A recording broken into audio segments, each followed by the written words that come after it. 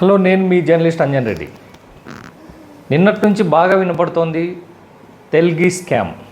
మరో తెల్గి స్కామ్ జరిగింది ఆంధ్రప్రదేశ్లో.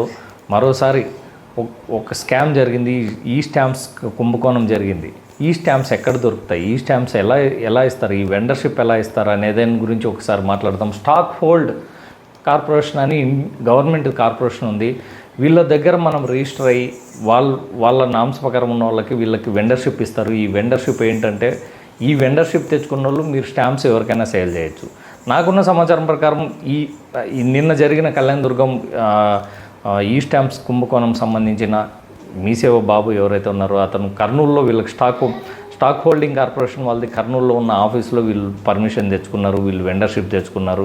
ఈ వెండర్షిప్ ద్వారా వాళ్ళు ఏం చేస్తారంటే బాండ్ పేపర్స్, దీనికి యూజ్ చేయాల్సిన పేపర్స్ అన్నీ కూడా వాళ్ళే స్టాక్ హోల్డ్ కార్పొరేషన్ వాళ్ళే సబ్మిట్ చేస్తారు. ఈ కార్పొరేషన్ వాళ్ళ నుంచే వీళ్ళు పేపర్స్ కానీ వీళ్ళు మిషనరీ కూడా వాళ్ళే సప్లై ఇస్తారు. దీని ద్వారానే మొత్తం లావాదేవీలు జరుగుతాయి. వీళ్ళకి ఎలా ఉంటుందంటే ఒక వ్యాలెట్ ఇస్తారు. ఆ వ్యాలెట్లో ఉన్న డబ్బులు ఎంత డబ్బులు ఉంటే అంత కట్టి దాని వ్యాలెట్ నువ్వు కడుతున్న దాని ప్రకారం అంత స్థాయిలో కూడా మీరు ఈ స్టాంప్స్ రైట్ చేసుకోవచ్చు.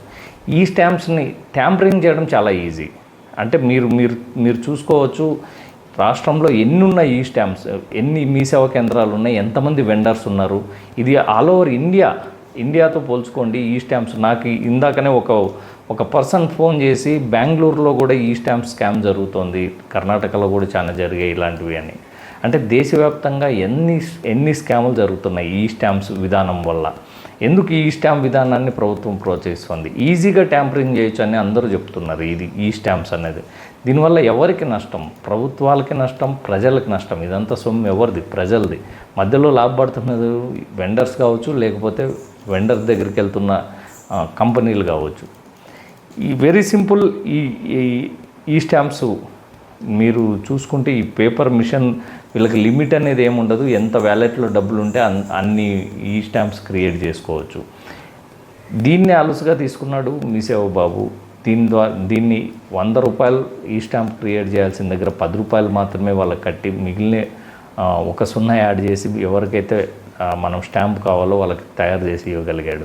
అంటే ఇది మీరు లెక్క పెట్టుకోండి ఎన్ని కోట్లు ఇలా జరిగింటుంది. దాదాపు 1 ఇయర్ 1.5 ఇయర్ నుంచి చేస్తున్నాడంటే నాట్ ఓన్లీ ఎస్ఆర్సి కంపెనీ ఒకటే కాదు, వాళ్ళదే కొన్ని కోట్లల్లో 100 కోట్లల్లో చేసినారు. వాళ్ళది కాకోకుండా ప్రతి ఒక్క సామాన్య ప్రజలు చిన్న లావాదేవీలు చేయాలన్నా కూడా ఈ స్టాంప్స్ కోసం వెళ్తూ ఉంటారు. ఫర్ ఎగ్జాంపుల్ మీరు క్రాప్ లోన్ తీసుకోవాలి, రైతులు క్రాప్ లోన్ కట్టాల్సి వచ్చినప్పుడు మార్టిగేజ్ చేయాల్సి వస్తే నీ షూటీ కింద ఈ స్టాంప్ మీద 100 రూపాయల బాండ్ పేపర్ మీద నువ్వు షూటీ తీసుకొని రమ్మంటారు. ఇవన్నీ కూడా ఈ స్టాంప్స్. ఈ వెరిఫికేషన్ ఏమి ఉండదు, పెద్ద వెరిఫికేషన్ ఏం చేయరు, బాండ్ పేపర్ ఒకటే. సబ్ రిజిస్టర్ ఆఫీస్కి వెళ్తేనేమో వెరిఫికేషన్ వేరే విధంగా ఉంటుంది. కానీ నీకు ఇప్పుడు మార్టిగేజ్ లోన్స్కి వీటికి ఓన్లీ బ్యాంక్స్ మాత్రమే ఎక్కువ యూజ్ చేస్తూ ఉంటాయి. ఈ బ్యాంక్స్లో వెరిఫికేషన్ పెద్దగా ఉండదు.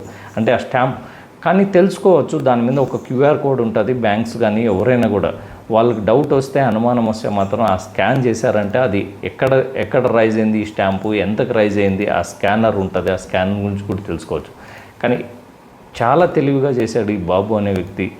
ఎవరికి ఎటువంటి అనుమానం రాకోకుండా, అంటే 100, 200, 1000 అయితే ఎవరికి అనుమానం వచ్చేది కాదు. ఎస్ఆర్సీకి లాంటి కంపెనీతో టైఅప్ అయ్యి వాళ్ళకి కావాల్సిన ఈ స్టాంప్స్ అన్నీ తనే రైజ్ చేసుకుంటూ భారీ స్థాయిలో స్కామ్ జరిగింది. ఖచ్చితంగా బాబు ఒక్కడే ఉండడు, దీని వెనక ఖచ్చితంగా చాలా శక్తులు ఉంటాయి. ఆ శక్తులు ఎవరనేది కూడా తెలుసుకోవాలి. ఖచ్చితంగా వాళ్ళందరికీ కూడా శిక్ష పడాలి. ఎందుకంటే ఇది ప్రభుత్వ ధనము, ప్రజల సొమ్ము, ఇది ప్రజలకు సంబంధించిన మనీ. ఇది అల్టిమేట్గా ప్రజలకు నష్టపోతారు. కాబట్టి ప్రభుత్వమైన ఇన్వెస్టిగేషన్ చాలా స్పీడ్గా జరగాలి. ఇది కళ్యాణదుర్గం ఒకటే కాదు, దేశవ్యాప్తంగా ఇలాగే జరుగుతుంది. చాలా విషయాల్లో ఈ స్టాంప్స్ విధానం వల్ల చాలా మోసాలు జరుగుతున్నాయి. ఇవన్నీ కూడా ప్రభుత్వం ఒక కన్నేసి ఉంచాలి. ఖచ్చితంగా ఈ స్టాంప్ విధానం కంటే మెరుగైన విధానాన్ని తీసుకురావాలని